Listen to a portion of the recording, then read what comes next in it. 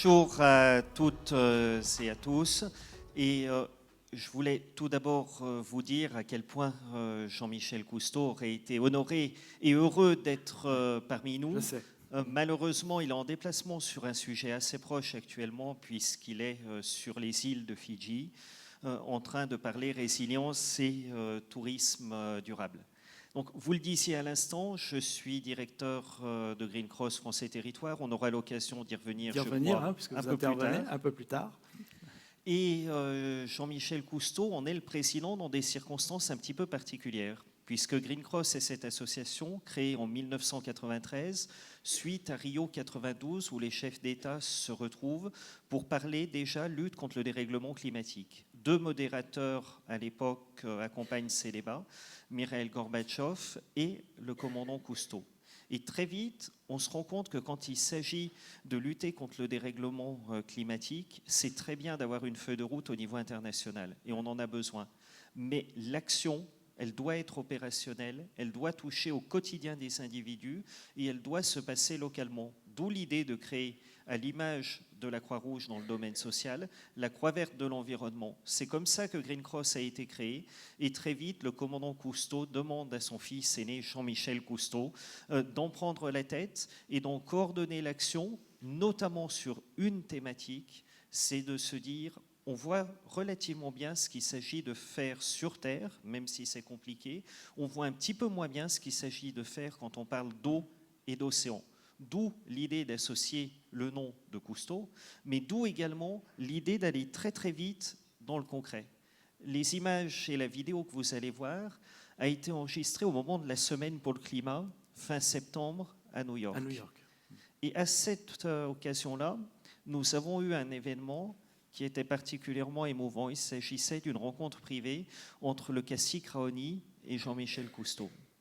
Donc le cacique Raoni, c'est cet Indien que l'on voit souvent sur les plateaux télé, qui vit en plein milieu de l'Amazonie, dont aujourd'hui les terres sont cernées par le feu et qui tente de préserver son peuple comme il tente de préserver l'environnement. Et les deux ont dit, pendant leurs échanges, l'océan brûle, les pôles brûlent, l'Amazonie brûle, et tant que nous n'arriverons pas à éteindre l'incendie, nous n'aurons pas la paix. Et au final, ça illustre bien et la raison d'être de Green Cross, cet engagement environnemental et humaniste, et cette idée que si on travaille aujourd'hui pour préserver l'environnement, comme monsieur le directeur de l'Office du tourisme le rappelait à l'instant à travers la citation islandaise, c'est aussi pour préserver un cadre de vie dans lequel on se sent bien, dans lequel on est chez nous, et pour préserver une notion de la vie et de la sérénité auquel on est tous attachés. Donc écoutons ce message de Jean-Michel Cousteau.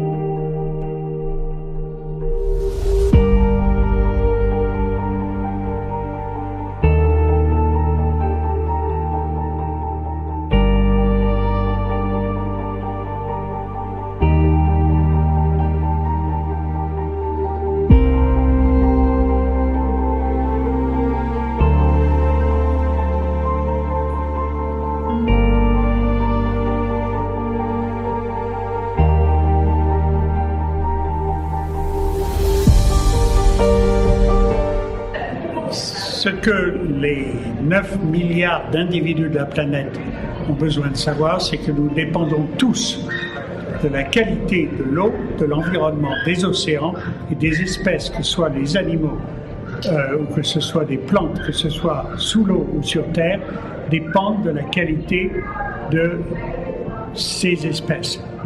Nous en dépendons et il est très important aujourd'hui de partager toutes ces informations, que ce soit avec Green Cross International que le président Gorbatchev a créé et tous les pays qui représentent Green Cross, y compris la France et les territoires, grâce à toi et l'équipe, on a besoin de partager l'information comme nous le faisons avec Océan Futur, que j'ai eu le plaisir de créer après le départ de mon père, pour permettre à tout individu de savoir qu'on est tous connectés au système aquatique dont nous dépendons tous et que la qualité de la vie de chacun d'entre nous dépend de la qualité de cette eau.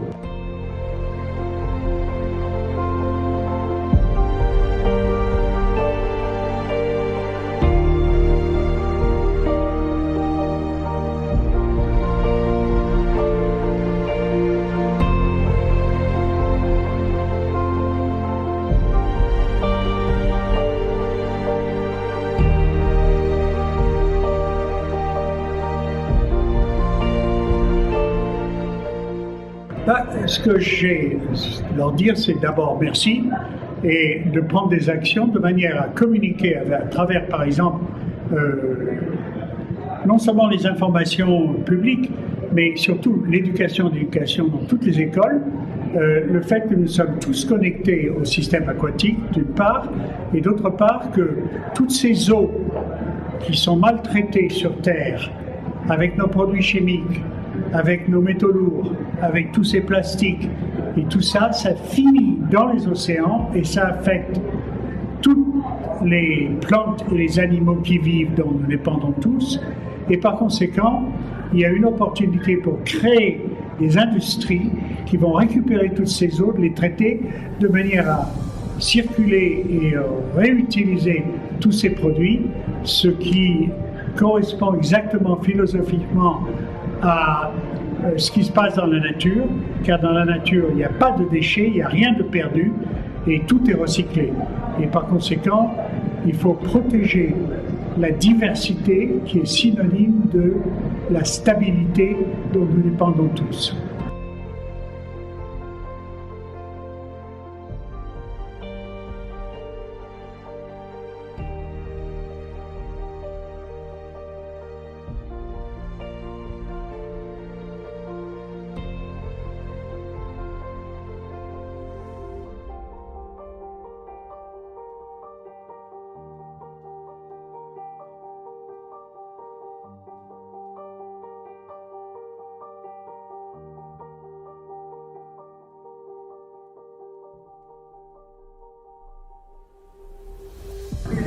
Très important de pouvoir communiquer avec les décideurs, quels qu'ils soient, où ils sont, de manière à ce qu'on se rende compte que c'est dans l'intérêt de chacun d'entre nous de s'occuper de cet environnement dont nous dépendons tous, les océans et évidemment tout ce qui se passe sur Terre qui affecte le système aquatique.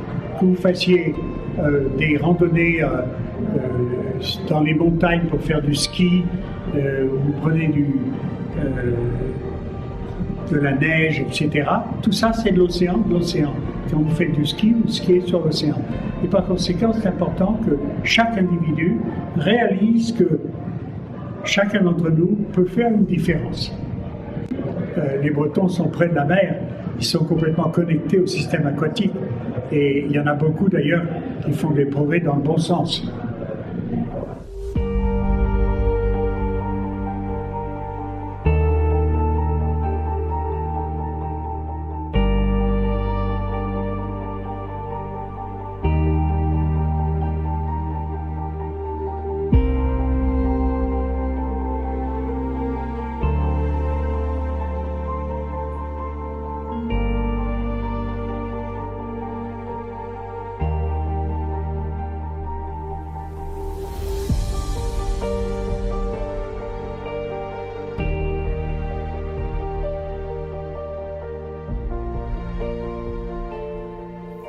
Voilà, magnifique message de Jean-Michel Cousteau. Alors vous voyez à travers ce témoignage, comme nous sommes tous interdépendants, et le thème de l'eau cette année le montre encore plus, d'un bout à l'autre des océans, on est connecté. Une goutte d'eau, elle peut parcourir grâce au courant marin quasiment le tour du monde. Donc aujourd'hui, penser que s'intéresser seulement au golfe du Morbihan, entre guillemets, ce petit paradis sur Terre, nous met à l'abri de tout le reste. Non, au contraire, c'est une voie de circulation, c'est une voie de passage, et les eaux passent là, elles ont parfois peut-être parcouru d'autres parties du monde, avec forcément une interrogation, est-ce que ces eaux sont propres, comment on peut faire? Donc on est tous connectés, voilà pourquoi aujourd'hui ce thème de l'eau qui part et revient au golfe du Morbihan va aussi voyager à travers le monde, comme l'a fait cette goutte d'eau dont parlait tout à l'heure Arnaud.